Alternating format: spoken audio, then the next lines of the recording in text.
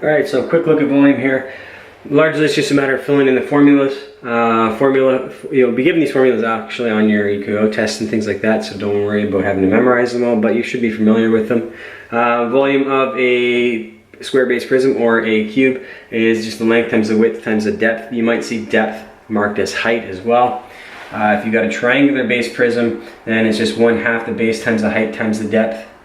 If you notice, these are actually just the area of the basic shape, the triangle, the rectangle, times the depth or height of it. Same idea here with a cylinder. Volume equals pi r squared times the height, so the area of the circle times the height.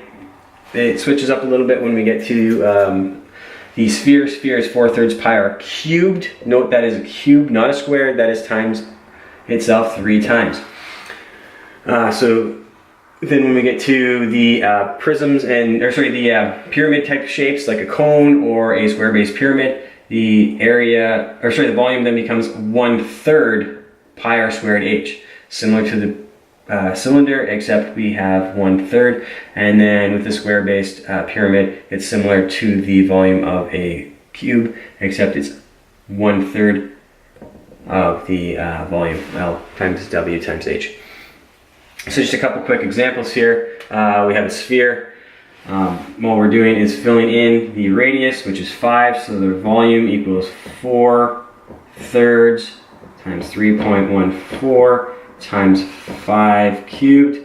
And so it's going to be, you can do this step by step, but it's easy. You can just type in 4 divided by 3 times 3.14 times 5 to the power of 3, and you'll get 523.3 repeating, and that will be meters squared in this case.